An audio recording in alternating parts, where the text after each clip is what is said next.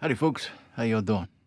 Hey, in today's review, we're going to be taking a look at a little bit of a comparison here is what we're going to do. That's my game plan. I got the new DJI Mic 2, their new 32-bit float version.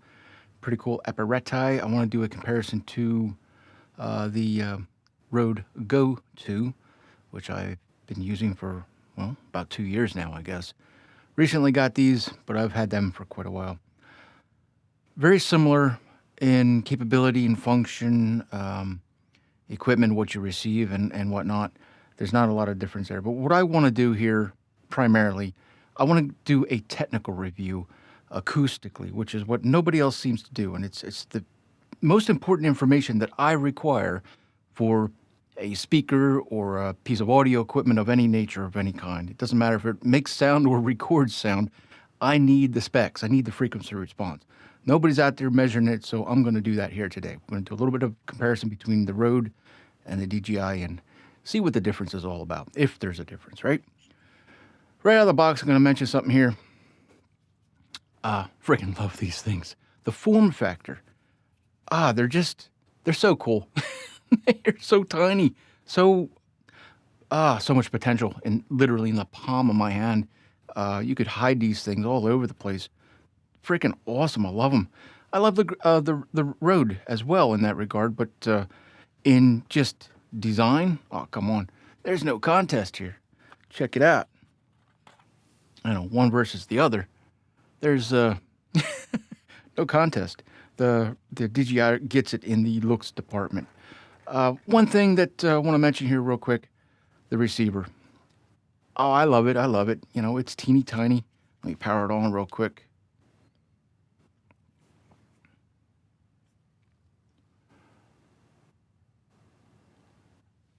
Yeah, it's teeny tiny. You know, it's got this nice, I believe it's an OLED screen. Whatever. It's a nice bright screen, touch sensitive.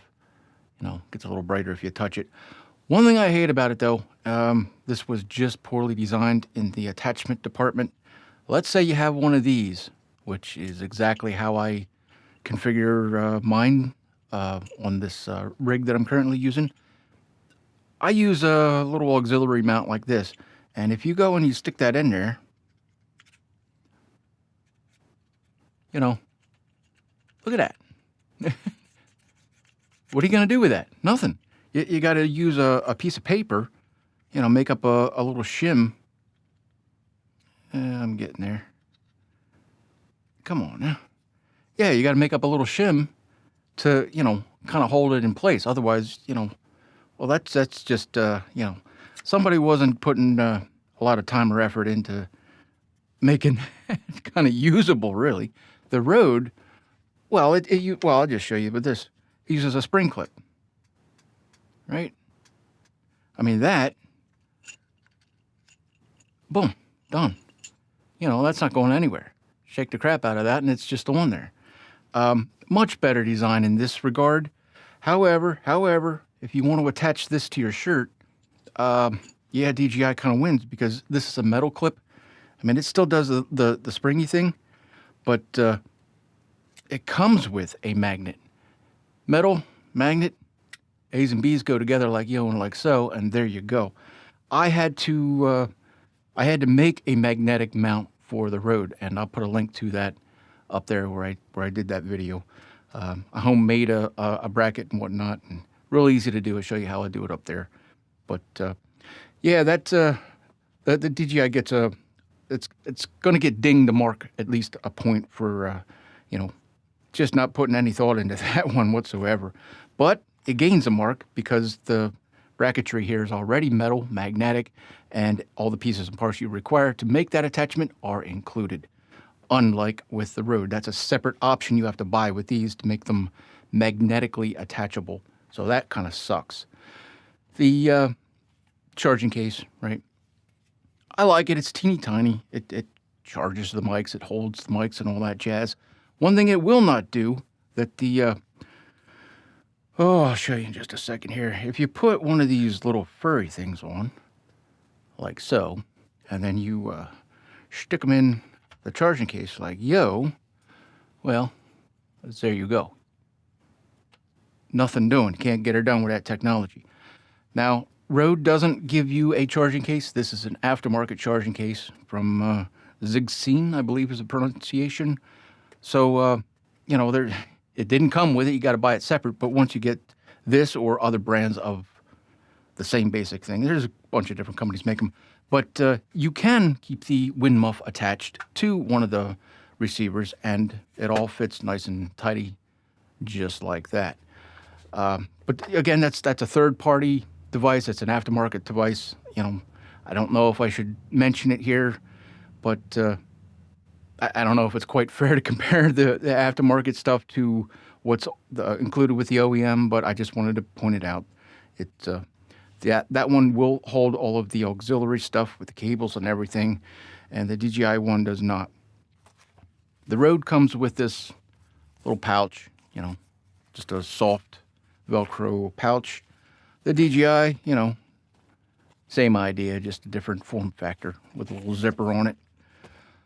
All right, so that's the basic. What do you get? You know, you get a box and you get some stuff inside of a box, right? All right, moving along. All right, so in comparison here, you know, as you can see, they're really similar, right? One big difference, well, I guess there's a handful of big differences, but one big difference that I want to point out is this will do 32-bit float internal recording, and via the transmitter here, or receiver rather, transmitter and receiver, you can do a 32-bit float recording via those two apparatuses. The Rode microphone here will only do 24-bit internal recording. However, you can do 32-bit recording via software. You can convert a 24-bit into 32, which I guess is fine, technically speaking. However, these little things, I don't know what their problem is. The built-in microphone just loves to clip. I mean, if you farted hard enough, you could make this thing clip, I swear to God. It's terrible. They clip so easily. And, I mean, once it's clipped, you know, there's really no... Well, that's not an easy thing to fix. I mean, it can be repaired, kind of, but fixed, yeah, not so much. The clippability of the DJIs here, because they are natively 32-bit float recording, yeah, you're not going to have a problem with that. But just keep that in mind. These only do 24-bit internal recording, and then you convert that to 32. It's just not the same thing. It's not as good. But this kit here for the dual mic setup is $350. This kit, well, now, because it's probably about 2 years old now, you can get them in the $275 range, pretty much on average. $300 is what I paid. I hated the price, but, you know, at the time, it was probably the best thing on the market for doing what this thing does. Now, everybody and their grandmother is making these things, so now you got a whole bunch of options. But in comparison between the two, and that's what I wanted to do because I already had those. I knew what they were doing. Pretty happy with them, all in all. But I got a deal on this one, and I don't think that this particular kit is worth $350. However, it was worth the $175 that I ultimately paid for it, and that's the reason that I got it, because I couldn't beat the price. So I'm in it for $175, and I'm in it for $300. So I got a lot of money sitting here in wireless microphones. But yeah, the cost of these things, man, I don't know. It's a big pill to swallow, and I don't know that they're truly worth. I don't think that's worth $300, and I don't think this is worth $350. I mean, just point blank going to tell you. Now, the charging case that I showed you with this, with the aftermarket one, that's about $50. You can get it on sale for the high 20s, low 30 price point, and different manufacturers, different pricing, but same basic case is what that breaks down to.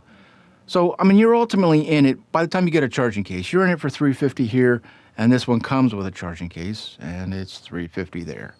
So, price-wise, man, they're just both expensive. Any which way you look at it, it's going to cost a dime and a dollar. Which one is worth it? I don't know. I don't think either one of them, honestly. This stuff shouldn't be that expensive. There's not, there's not any groundbreaking, earth-shattering kind of technology here, okay? This is just standard stuff. Whoop-de-doo. Okay. All right. Now, there was a firmware update available for this. I got it with the OEM software, the one that ships from factory, and that's more than likely what you guys are using. They did recently release a firmware update, and somewhere in that update, mentioned somewhere in the documents and whatnot, they made a change to the EQ frequency response of the transmitters. Now, I didn't know what kind of a difference they were talking about. What did they change exactly? So I got in contact with DJI, and I spent quite a bit of time talking to DJI about it. And of course, they tell you that they're changing something, but they don't know what they're changing. It's always one hand not knowing what the other's doing, like, with everything nowadays, it seems. The guy I was talking to was, very helpful as best he could be, but he couldn't answer my question, which was, what did you guys change? Just spell it out for me. What frequency did you change? How much did you boost or cut? Where? Just give me some real information here, because this is the stuff I need to know. Well, they couldn't do it. So what I did is I tested these exactly how I got them right out of the box. I tested them acoustically in a frequency response, and I'm going to show that to you in the next section here. And then I updated the firmware, and then I retested. So I can show you what these things did before and after the firmware update. It's a big difference, guys. It's a huge difference. Now, the one thing I want to mention here before I forget, the guy I was talking to from DJI, it's you can't go backwards. If you don't like what the firmware has done to enhance your audio experience here, you can't undo it. It can't be undone. So keep that in mind. There is no way back. You can only move forward. And DJI, I'm going to send this video to you, and I hope you watch it, because you need another firmware update. What you did to these things, it ain't right. But we're going to get into that now. All right, I have spent some time here and got some good information that I can pass along. I don't know why nobody else seems to do this stuff. The most important thing, the singular most important thing to me when talking about a speaker or a microphone, anything that has to do with sound, is the acoustical frequency response. And it's the one thing that almost nobody seems to ever cover. So I don't know why, but people don't seem to do it. So I'm doing it, all right? Giving you the data that I wish somebody else had already given to me before I spent my money and all that. But quick explanation here, just for those of you not in the know.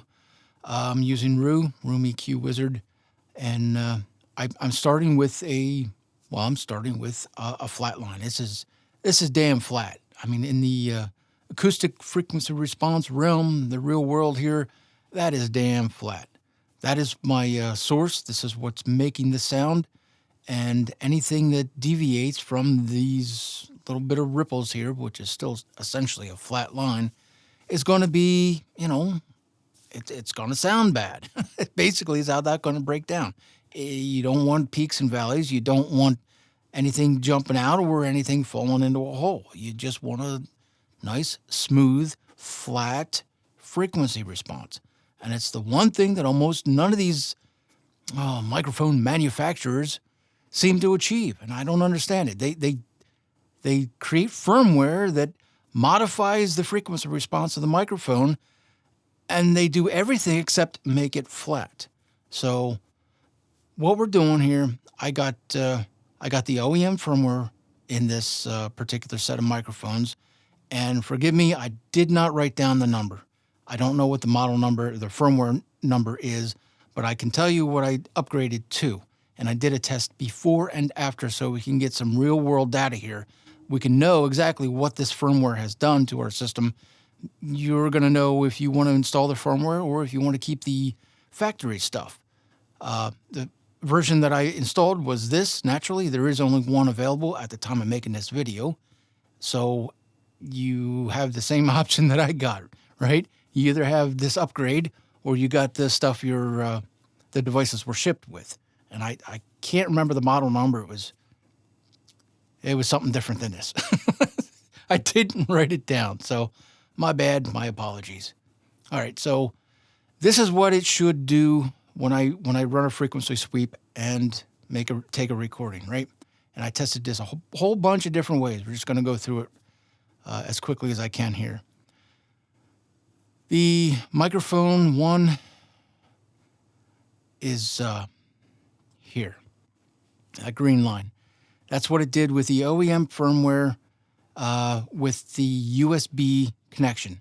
In other words, I physically plugged the microphone 1 into the USB port on my computer, and then I took this measurement.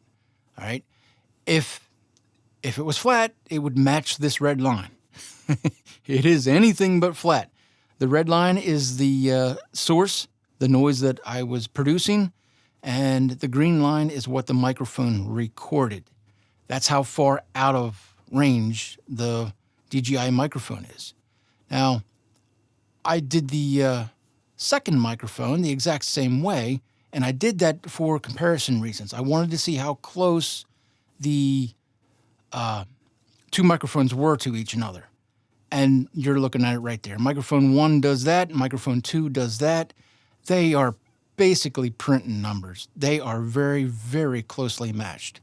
So you don't have to really worry if you're, using them for two-person communication there. You're going to get the same tonal balance. People are going to sound the same. You're not going to have one that's super bright and the other super bassy or anything like that. They're very well matched pairs. At least my two are. So I was happy to see that. Now, I did the measurement with the wind muff on and the wind muff off after I saw that the two microphones were basically doing the same thing. I didn't have to compare the two microphones anymore. I already knew they were going to be, apples to apples.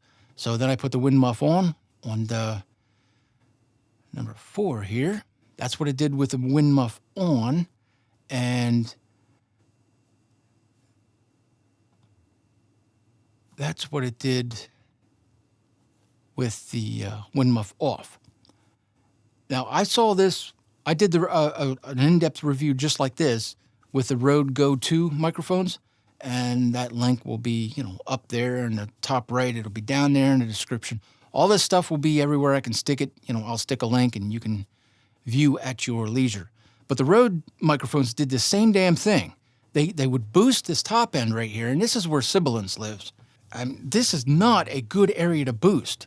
I understand it makes it brighter and airier, but if you add air and brightness, you bring a bunch of other unwanted crap along with that, okay? The safe play that all of these microphone manufacturers should shoot for is dead flat. You make it flat. You give me a foundation and I will build the house. You know what I mean? And they don't. They do this goofy crap, and I don't understand it. They all do it, or at least everyone that I've played around with. And I hate it, so just pointing it out there. Frequency response is, kind of crappy looking. It runs away up top. It's choppy all over the place. It's got no bass, but that's what it does with the USB connection and the wind muff on versus the wind muff off. So then we move along to, I just have the wind muff on the number 2 microphone, which, because it was printing numbers, there's no reason to run the same test on number 1 because it's doing the same as number 2. What I wanted to see was there any difference between the analog connection and the USB connection? That's how have taken this test here. And comparing the USB connection to the analog connection, I didn't level match, but otherwise it's printing numbers. That is a mirror image of one another. I was so impressed when I saw that. That's almost unheard of.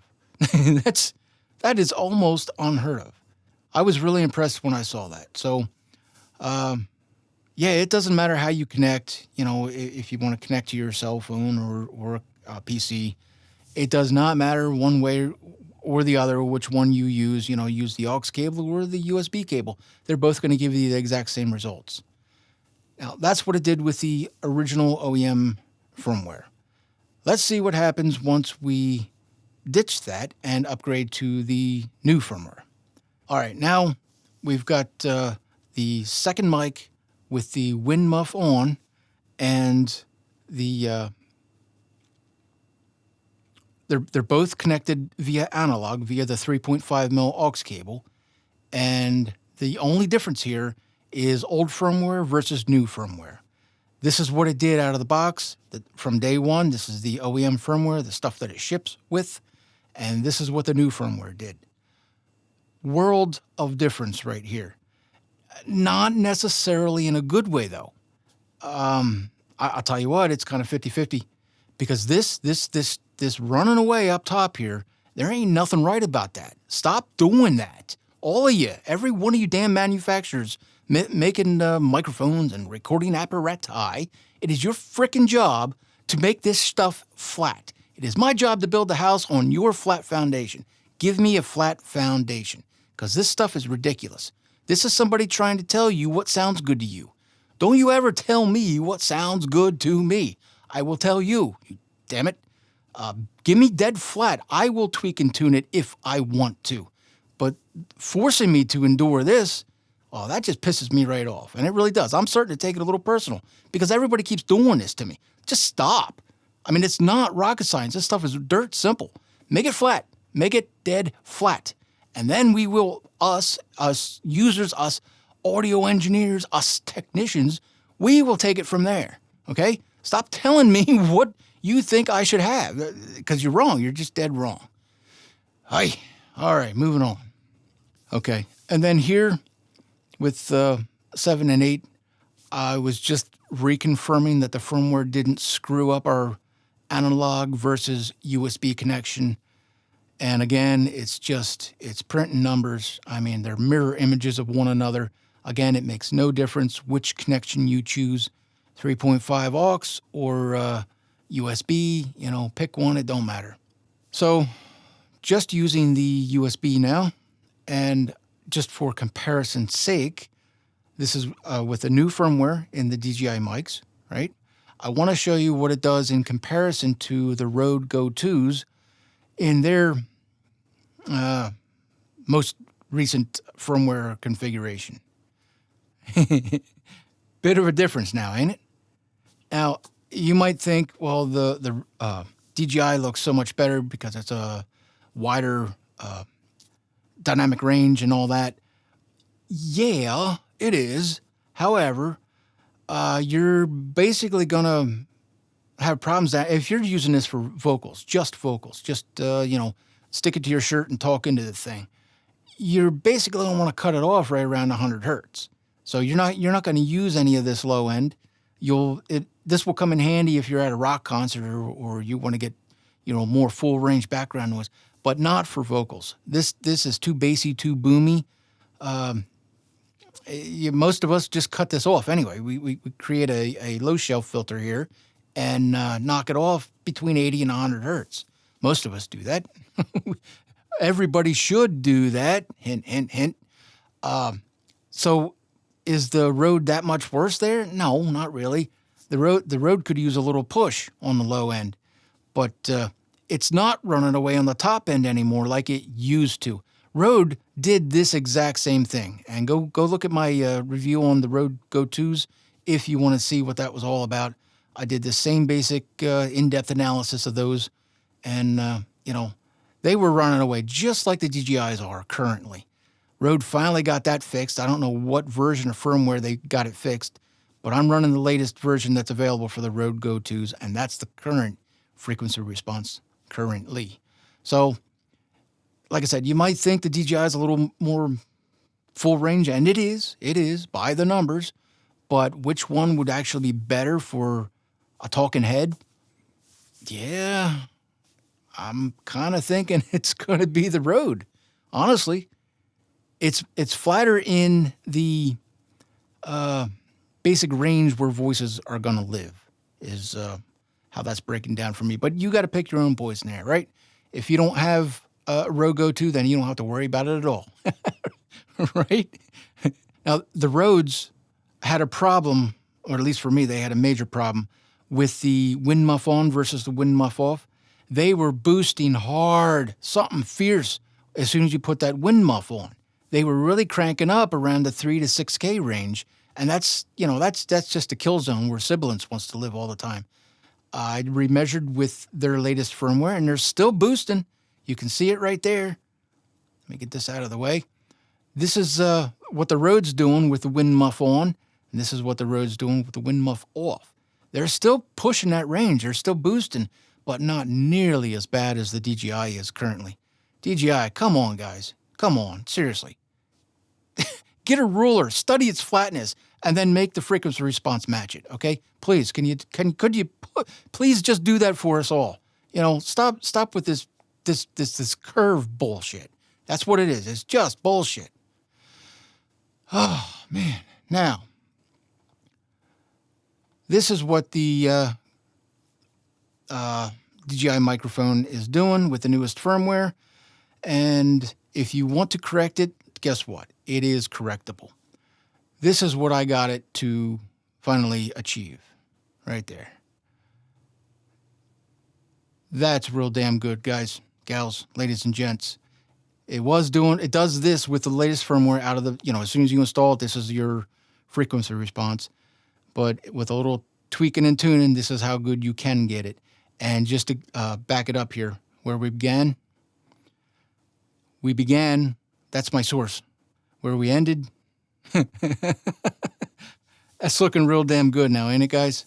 They are very, very closely matched, very close. And you're listening to me right now. I have my filter engaged, so I sound like this. I'm going to do an A/B the best way I know how. I'm going to use pink noise. That way there's no copyright BS involved. I'll have the filter on, turn the filter off, turn it back on, just using pink noise, just so you can hear exactly what I'm talking about here. All right. This is what we're going to do. I'll play some pink noise, and I'll turn the filter on, turn the filter off. You will hear this, and then there's no copyright BS to worry about. Ready?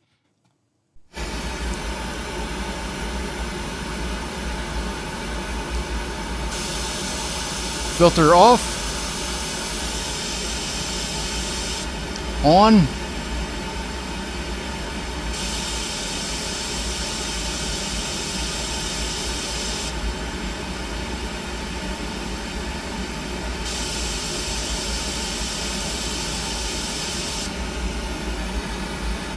Okay. See the difference? I mean, that is night and day. Gigantic difference. That hissy, that's the boost that they keep putting into these things. They got to stop doing that. That's where Sibilance lives. It's horrible. It's freaking horrible. Just stop doing that. All right. I think I've rambled on enough here. Showed you hopefully everything you never wanted to know. But, I mean, this is the kind of stuff that I need. So this is why I ran the tests. Hopefully you found it helpful. Now, because I'm a nice guy and hopefully this helps somebody you out. But what I'm going to do is this corrected blue line here. I have the filter for that. Well, it's just a text file. I'll just copy the text and I'll paste it in the description, which is, I can show it to you right here. It's just this. This is the filters that I'm using. I'll just copy this and paste it in the description area, and then you can copy it and make your own text file, and you can utilize these numbers if you want to. But that's going on the very bold assumption that your microphones are going to be pretty much identical to mine. They should be close, if not, very, very close. But, the frequency response with that new firmware is so freaking out of this world. This is going to be better than whatever they're doing, I'm sure. Regardless of how close your microphone is to mine, it's probably going to be way better sounding with these EQs. Frequencies applied. So it'll be down there in the, in the description area and Wherever I can stick it, I will stick it. All right, so hopefully that covers this section now. So, yeah, that's what it looks like, acoustically speaking. What do you guys think? Which one would you prefer? Honestly, I don't know which one I would prefer. I mean, ideally, I want a 20 hertz to 20,000 hertz recording. That's what I want. And then, I'll tune it my way after that. Just get me 20 to 20 dead flat. That's all I want. That's all I need. And, like I said in the video, you give me a foundation and I'll build the house. That's it. That's all. Do nothing more, nothing less. But, yeah, between the Rode and the DJI there acoustically, boy, I don't know. For a talking head, which is, primarily what I do. But, man, I don't know. They both kind of suck, right? Neither one of them are great. So, yeah, pick your own poison there. Yeah, 350 sitting here. And with the third-party aftermarket charging case there's 350 sitting there. That's what you get. That's $700 worth of stuff sitting right there. It's too damn expensive, in my opinion. I don't think either one is worth it. I think both of them are pretty great at doing what they do, generally speaking. The wireless communication is rock solid on both of them.